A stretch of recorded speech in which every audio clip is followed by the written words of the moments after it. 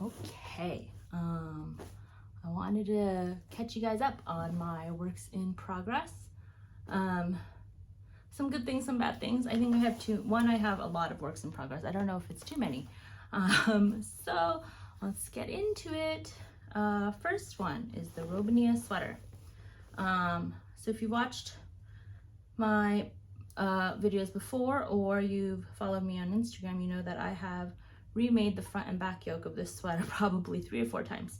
But now I have joined, maybe? Yes, joined. I have joined. So I'm knitting in the round. It's very exciting. I haven't actually worked on this in probably a week. I don't know why.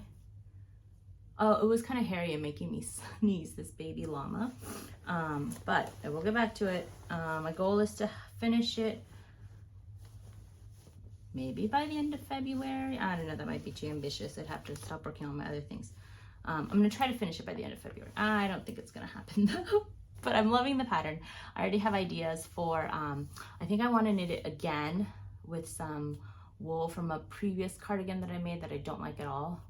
But I think I want, so the wool I have is the petite wool, and it's in sprinkled denim. So it's like white with little flecks of blue.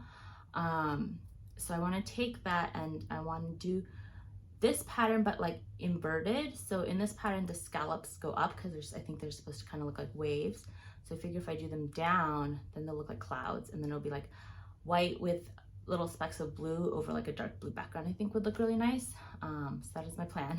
I don't know when it'll happen. Okay, next project, I'm a little sad about this, is my Arctic Light sweater. I'm back to here. I had to frog. So if you've been following me on Instagram, you know I'm doing the February challenge, and for one of the days it was like I love blank, and for mine I put I love frogging, mainly because I had frogged something else that day and I feel like I'm always frogging. So what happened was I got to row 26 in the pattern, and then prior to getting to row 26, I was knitting along and I was like, wow, I keep forgetting to add this like row increase every single row. And so that I would like add a row to the row below and then add a row to the row I was on. Turns out I just can't count. I wasn't following the pattern, and I had added a bunch of extra increases, and then I was thinking, oh, that'll be fine as long as it's even. It wasn't even, it was only on one side, so then it looked dumb. And so, and I couldn't tell when I'd started doing it, but it'd been like a while. And so I just frogged all the way back to the ribbing, and we'll restart again. I'm a little bit sad about it right now, so I don't know if it'll be this week that I'll restart working on that, but maybe in March, once the Robinia is done, I can focus more on that. Yeah, so that is, I mean, it looks so nice, and it looks so fluffy because of the cashmere, and it looked really nice with the cables look good. But I'm like, this is how I feel about frogging, is that at least every time I frog and reknit something, like my technique is better. It's gonna look neater. In theory, if I don't mess up again, we'll see. And in addition to that, I have also my Anker sweater that I've been making since January. It's moving along slowly but surely. I feel like this the beginning part went really fast because it was exciting, and then now that I'm in stockinette, it's just going a lot slower, but it's going. The fabric looks really nice. This is 2 yarns held double, so kind of like an interesting experiment on how that affects stitch definition and all that. But I really like this. This is in Cloudborn, Alpaca, and Highland Naturals in the color Stone Heather. Nope, that's a lie. This is Graphite Heather.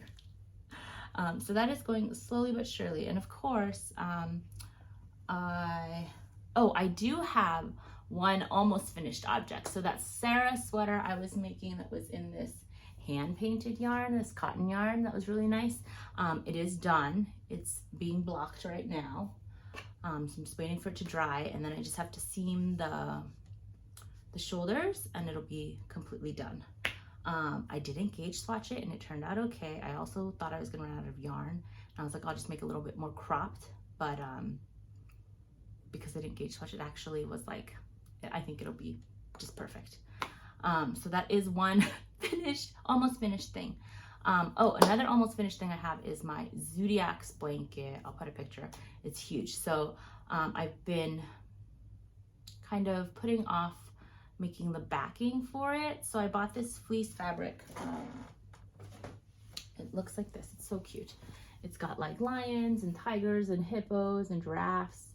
And so this is actually a little bit more narrow. So like if I spread it all out, it's a little bit more narrow than my blanket. So then I have to put two pieces together. But of course I have that stupid little sewing machine. But also I realized I should try to match the pattern so you can't really tell that there's a seam, and it's easier if I just hand sew it. So I started hand sewing it the other day. And once that's done, then I can put in the holes along the edge with the rotary cutter, and then I can crochet it to the blanket, and then it'll be done. I mean, my baby's still small. She is still in a crib. We just moved out of the swaddle because she learned how to roll. So I think it'll be a while before she uses a blanket, and also it's a pretty big blanket. In the meantime, avoiding my whips, I created more whips. I'm making this cardigan. This is a free pattern by Yarn Inspirations. I think it's called the Star Bright cardigan. Did I print the first page? Yes. So it is called the Star Bright Baby Cardigan and Hat. I'm probably only going to make the cardigan because like me, my baby does not like hats. And every time we put a hat on her, she'll like rub her face on something, and then the hat will like cover her whole face, or it'll just be off. But it's black and white. They made it really pretty in like blue, but it's got these really cute like starburst patterns, and they're supposed to look like, I don't know, I guess stars. But I figured if I did it in yellow, it would kind of look like sun rays. So I have, that part is done, the starbursts. And then this sweater's knit top down, and then you just knit like the sleeve. I think you knit the sleeve, and then you knit the other sleeve, and then you knit the back, and then you connect them. And so instead of holding the yarn, like the body part on a stitch holder, I've just been holding it on the end of the cable and knitting back and forth on the sleeve. Most of it is in this like moss pattern, super easy. And so I'm working on that. I'm making a 6-month size. She's wearing 3 months currently. I didn't gauge swatch and I haven't checked it yet, so I don't know how it'll be. But usually I feel like my gauge is a little bit looser. And last but not least, I finally started working on my wool and honey sweater. So I had originally I was gonna make it in the same stuff as the Anker sweater, but that yarn turned out to be more of a light fingering, and so the gauge with the needle that they stated, I had this like very loose fabric, so I didn't think it was gonna show up well. So then when Love Crafts had a sale, I bought a bunch of this yarn. It's so pretty. It is Koigu Premium Palette Merino. I'll put the information down in the thing, but in the description. This is what I have so far. I need to not focus on my face. I am a little bit worried about whether or not this will fit over my head, but it'll be tight. But I really wanted to make it in the original yarn, which is Brooklyn Tweed Loft in the Hayloft color. It looks like a ginger, looks like ginger the plant, but that's out of stock. So I figured this would be cool because it's like dark blue with like little specks of different colors, so it kind of look like the night sky. And our wedding that we had our wedding at an exploratorium. So it's very like star themed. And so I was like, oh, this will look like the night sky. And then also our wedding had a lot of like hexagon shaped things, and so the hexagons fit perfectly. So those are my current works in progress. So the goals would be to finish the Robinia sweater by the end of the month, which means I should probably start knitting it today, working on it today. And then in March, I'll start the Arctic Light sweater again. And then this time it'll be better. I'll pay more attention. I'm going to keep track of it on my iPad instead of on paper and then switching to the iPad because I think that might have been where I messed up.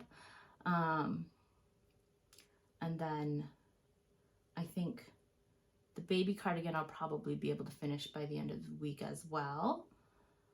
Because it's just, I'm in the like moss stitch part, which is pretty fast and it's worsted. And then the Anker sweater, whenever, I feel so bad. But I'm also worried that I'm gonna get stuck on Sleeve Island for that. So those are my works in progress. And then I did buy some more yarn from Love Crafts because they had a sale. And then of course they had a sale and then they emailed me a coupon to save $10 off clearance. So then I bought more yarn. And then today they had like an outlet sale. So I'm trying to look through and be like, oh, what can I make from my favorite patterns with these yarns? But the sale today is really good, especially on the Rowan Cashmere Haze, which I bought for the Arctic Light sweater. And then I actually bought some more. Before it was only like half off and now it's like 75% off and it's cashmere. So it's a good deal. And then the other one that I want to buy is the Rowan Island Fine Fingering Weight yarn. It has a lot of different colors.